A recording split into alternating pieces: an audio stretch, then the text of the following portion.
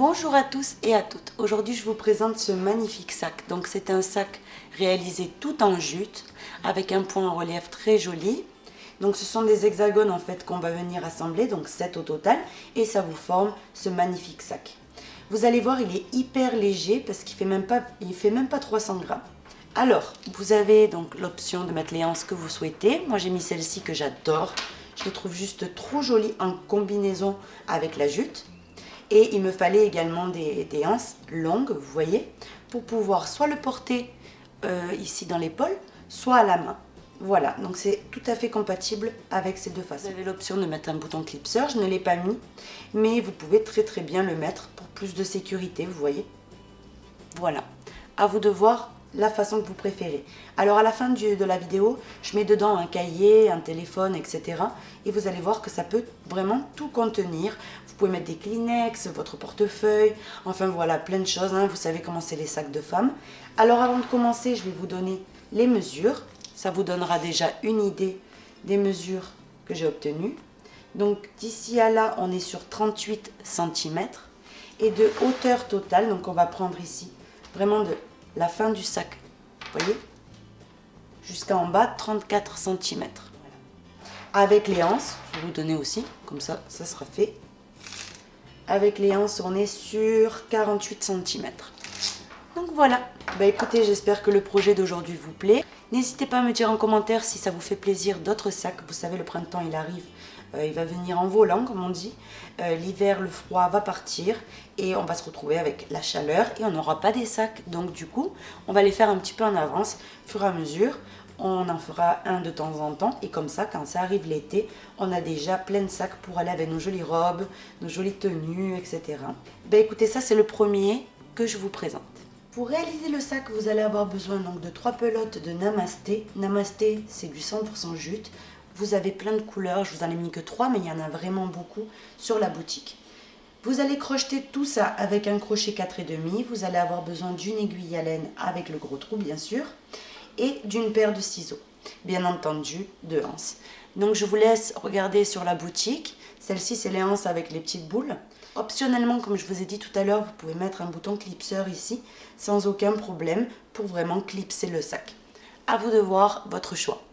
Donc voilà ce qu'on aura besoin pour réaliser ce très joli sac. Ce sac, comme tout ce que je fais, je vais vous le faire cadeau. Donc tout simplement pour le recevoir à la maison, il vous suffit de passer une commande donc sur notre boutique lydiacrochettricot.com.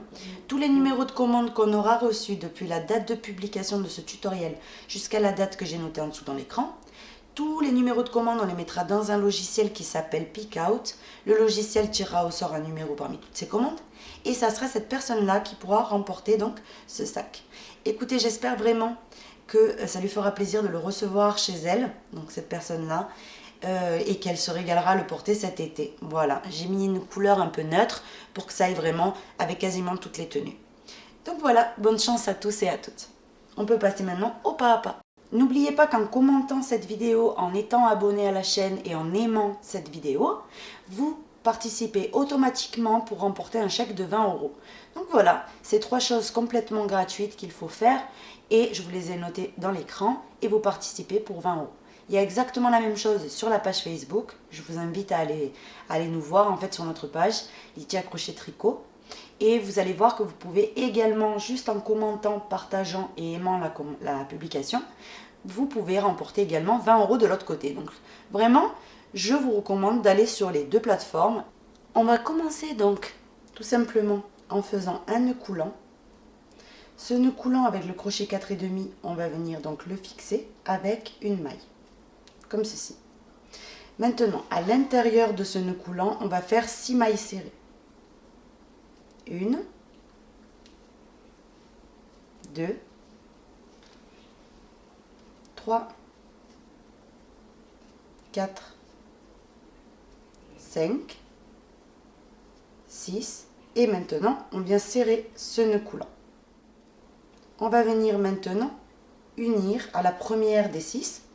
Donc vous piquez, vous ramenez votre fil et vous faites ici une maille coulée. Donc là on a fini le premier rang. Maintenant le deuxième rang, on vient faire 1, 2 et 3 mailles en l'air. Ça équivaut à une bride. On vient toujours dans la première des mailles, là où on a piqué pour unir, et on fait 2 autres brides. Une, et au même endroit, une deuxième. Une maille en l'air de séparation. Maintenant, on passe dans la maille suivante, et on recommence la même chose. 3 brides dans cette même maille. Une, deux, et 3. Une maille en l'air de séparation. On va dans la maille suivante et c'est reparti. Une, deux et 3 brides dans la même maille. Une maille en l'air. Dans la maille suivante, c'est reparti. Vous refaites 3 brides. Une, deux, 3. Une maille en l'air. Dans la maille suivante, 3 brides. Une, deux et 3. Une maille en l'air. Dans la maille suivante, c'est reparti. 3 brides. Une,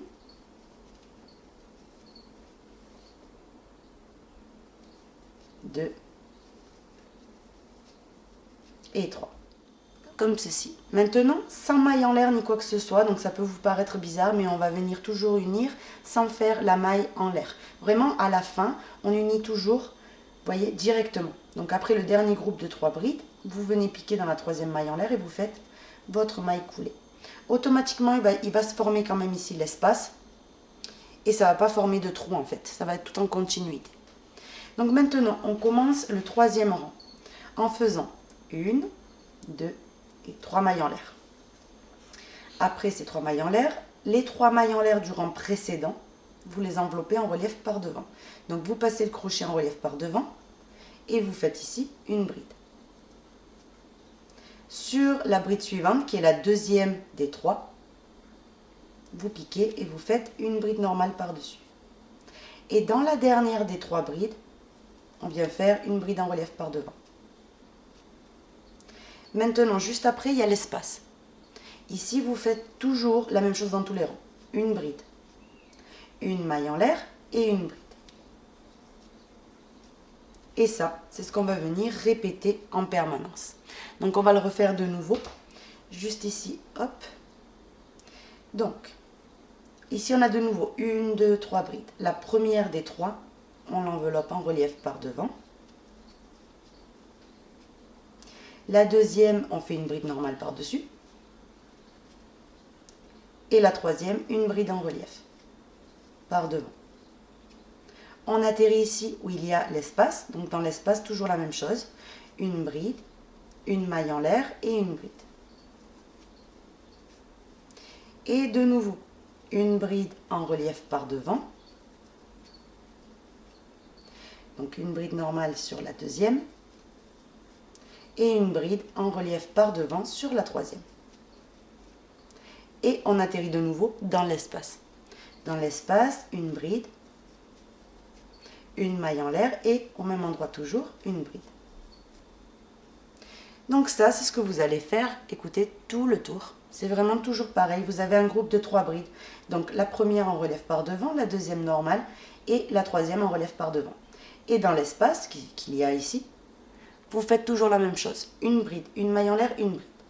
Donc ça jusqu'à arriver à la fin. Dans le dernier espace, vous ne faites rien. Je vais vous montrer comment terminer. J'ai terminé tout le tour en faisant toujours la même chose. Donc ici, j'ai travaillé sur mes 3 brides. Et j'ai terminé donc par la bride en relief par devant. Maintenant ici dans l'espace, rappelez-vous, au départ on est monté avec 3 mailles en l'air. Ça, c'est une des brides des 2 qu'on doit faire à chaque fois dans l'espace. Vous savez que dans chaque espace, on fait une bride, une maille en l'air, une bride. L'unique différence, c'est qu'en terminant, on ne fait pas une bride, une maille en l'air, une bride, mais on fait directement donc une bride. Sans la maille en l'air, on unit directement à la première qu'on avait fait. Donc là, on a pareil que dans les autres trous, sauf qu'il n'y a pas la maille en l'air qui sépare les deux. Vous voyez ici? Donc, on va venir commencer toujours de la même manière, de toute façon, tous les rangs. 1, 2 et 3 mailles en l'air et on enveloppe les 3 mailles en l'air du rang précédent. Et à partir de là, vous devez alterner jusqu'à arriver dans l'espace suivant. Toujours la même chose. Une bride normale sur les brides en relief. Et sur les brides normales, vous faites une bride en relief. Une bride normale, une bride en relief. Et quand vous arrivez dans l'espace, par exemple ici, vous voyez, c'est un espace, vous pouvez mettre des marqueurs si ça vous facilite la vie. Vous voyez, de les voir à chaque fois mieux, vous mettez un marqueur. Sinon, basez-vous ici dans le petit trou d'en bas. Vous voyez? Donc, ici dans l'espace, une bride, une maille en l'air, ici, et une bride dans le même espace, comme ceci. Et là, c'est reparti, vous commencez toujours la même chose de toute façon, juste après le motif qu'on fait dans l'angle, juste après, il y a toujours une bride en relief par devant. Donc une bride en relief par devant, une bride normale sur la bride en relief, sur la bride normale, une bride en relief par devant, sur la bride en relief, une bride normale, et une bride en relief par devant. Et là, on arrive dans l'espace, vous allez voir. Vous voyez directement, on arrive dans l'espace. Ici, une bride, une maille en l'air, et au même endroit toujours, une bride. Donc, on continue, une bride en relief par devant, une bride normale, une bride en relief par devant, une bride normale sur celle qui est en relief, et sur la dernière bride normale que j'ai, une bride en relief par devant. J'arrive ici dans l'angle, donc ici c'est la même chose. Une bride, une maille en l'air, et une bride. Et de nouveau, une bride en relief par devant, une normale, une en relief, une normale, une en relief, et dans l'espace, une bride, une maille en l'air, une bride, etc. Vous voyez, jusqu'à terminer le rang. J'ai terminé. Donc ici, après la dernière bride dans l'espace, regardez, je la défais. Donc ici, vous avez travaillé sur vos brides. Vous voyez, là, ici, le motif d'augmentation. Une bride, une maille en l'air, une bride. Ensuite, une en relief par devant, une normale, une en relief par devant, une normale, une en relief par devant. Et ici, on complète le motif qu'on fait à chaque fois au commencement à moitié, donc c'est-à-dire les 3 mailles en l'air. Ici, dans le dernier espace, vous venez compléter avec une bride. Et vous unissez d'affilée, sans maille en l'air. Vous voyez? Et automatiquement, on a quand même un petit espace comme dans les autres côtés, sauf que c'est bien serré, vous voyez, sinon ça va faire un gros trou.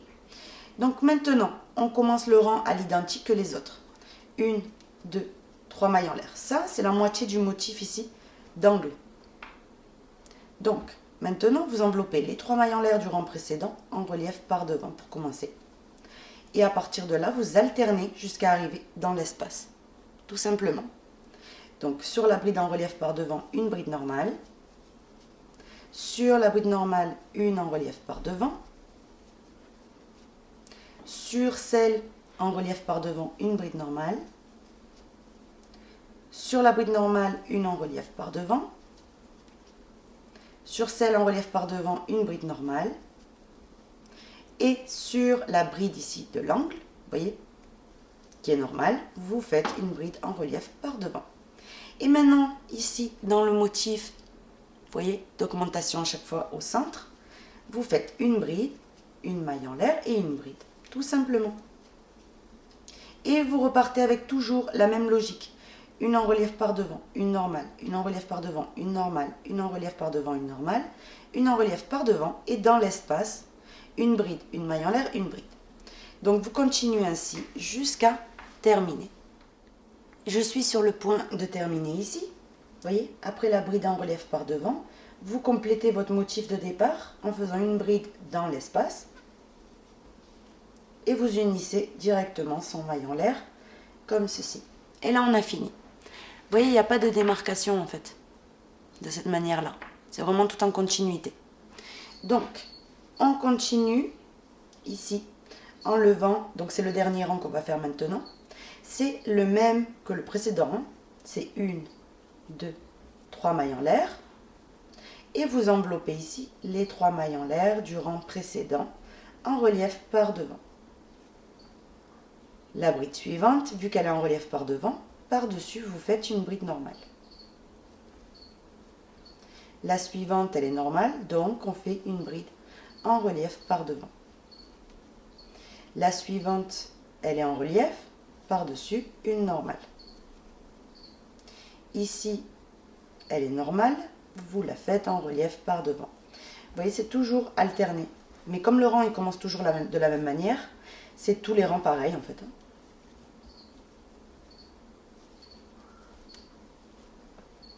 Comme ceci. Et la dernière, avant le trou, en relief par devant. Et ici, dans l'espace, toujours la même chose. Une bride, une maille en l'air et une bride, toujours dans le même espace. Vous voyez? Et maintenant, on passe à ce côté-là. Donc là, ne vous affolez pas quand ça fait comme ça. Hein. C'est pas du tout comme ça en fait. Hein. C'est ça bien plat. Donc, on continue.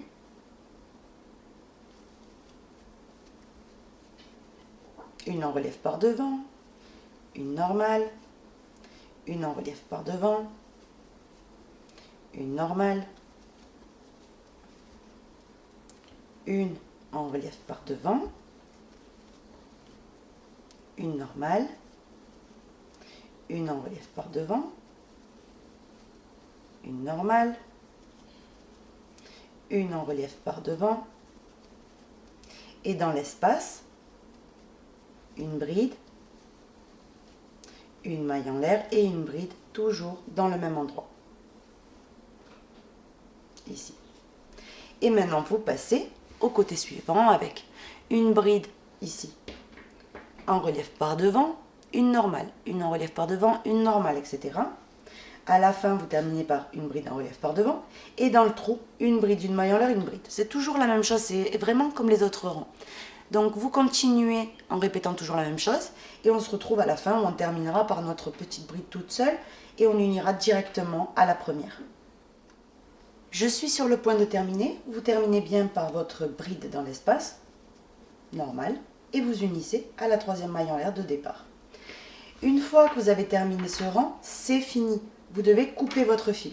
C'est facile, on a 11 brides au total entre maille en l'air, et vous voyez entre espace et espace en fait, quand vous comptez, vous avez 11 brides, tout simplement. Quand c'est bon, vous coupez. Il ne faut pas couper non plus très long, vous faites juste une maille en l'air et vous tirez votre fil. Ce fil-là, vous le cachez tout simplement à travers votre ouvrage. Et puis, ici, on a fini. Il faut que vous imaginiez une fois repassé. Quand c'est repassé, c'est plat. On va passer maintenant au repassage des pièces. Donc regardez ici, vous avez les pièces qui ne sont pas repassées. Et ici, vous avez les pièces que j'ai déjà repassées. Donc vraiment, c'est extra plat, vous voyez? Alors, je suis en train de repasser avec un central vapeur. Donc vraiment, n'ayez pas du tout peur ou quoi que ce soit de la chaleur sur la jute. Donc, on met ça ici et on continue. Donc, vous allez venir placer en fait ici votre morceau à l'envers. Vous voyez les reliefs à l'extérieur. Et vous allez tout simplement, désolé pour le bruit, c'est comme ça fait de la vapeur. Vous allez tout simplement le repasser, mais n'ayez pas peur. Ça fait absolument rien. Une fois que vous l'avez bien repassé de ce côté-là, vous le retournez et vous pouvez donner optionnellement un coup si vous voyez que c'est nécessaire. Donc comme ceci. Vous voyez, ça fait vraiment très très plat. Et il rejoint ses amis. On continue ainsi jusqu'à épuisement de tous nos morceaux et on se retrouve. J'ai ici tous les morceaux repassés, donc vous m'avez suivi et vous avez vu comment je les ai repassés. J'ai terminé de cacher tous mes fils. J'ai fait un nœud au bout du fil. Je l'ai passé dans une aiguille à laine. Donc maintenant, je viens m'accrocher à l'angle. Et je viens prendre ici. Je suis juste en fait, je me suis accrochée sur la première bride d'un côté. Je viens dans la première bride de ce côté-là aussi.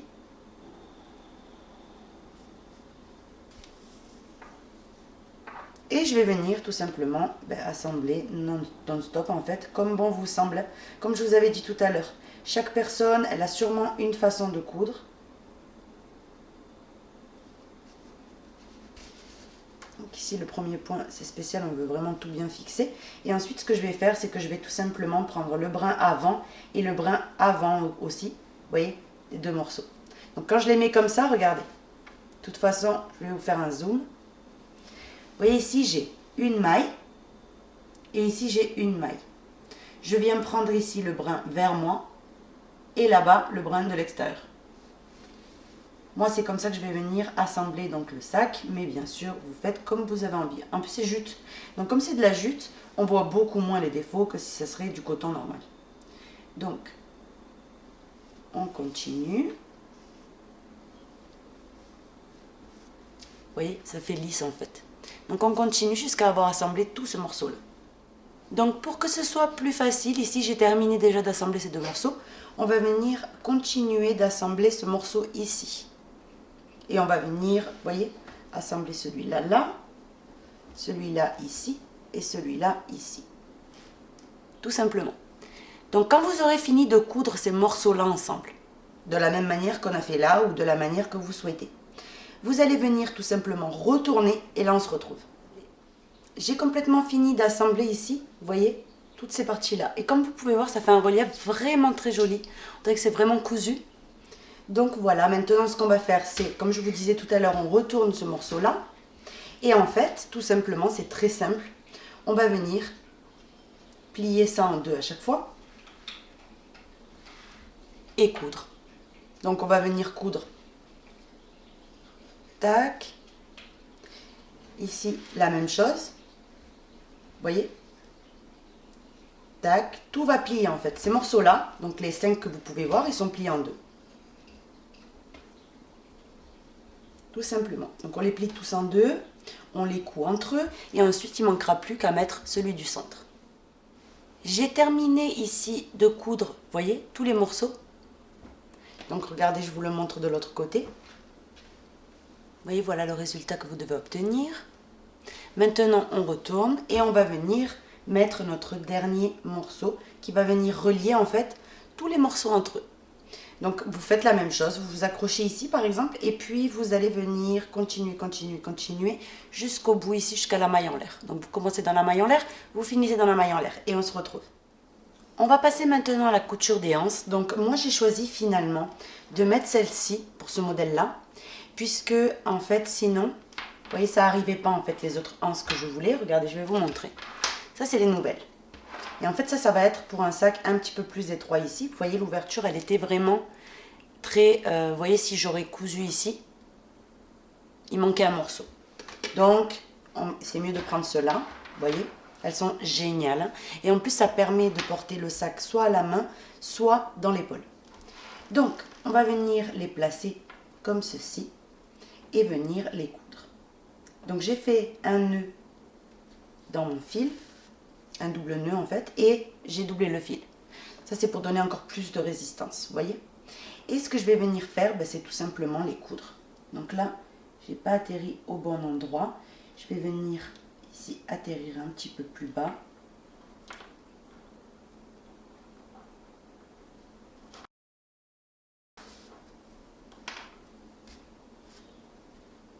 Comme ceci.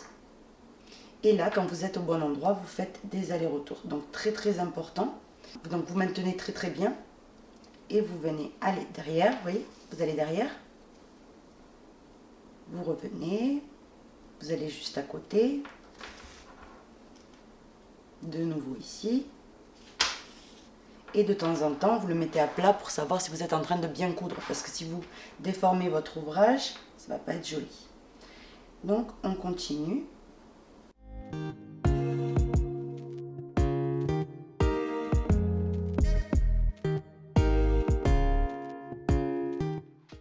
Comme ceci. Une fois que vous avez passé 4 fois environ ici, ce que je vais faire moi personnellement, c'est un petit nœud.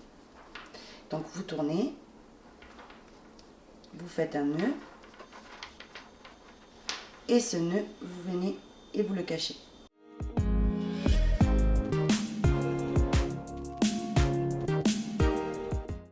Faites ça 2-3 fois en fait, de cacher votre fil, de bien passer à travers l'ouvrage.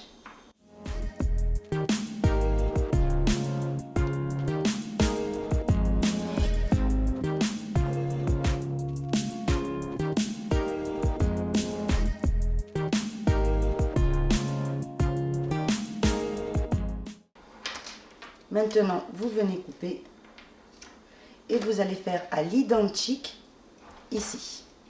vous venez mettre bien votre sac, ici bien à plat, et vous cousez la deuxième anse.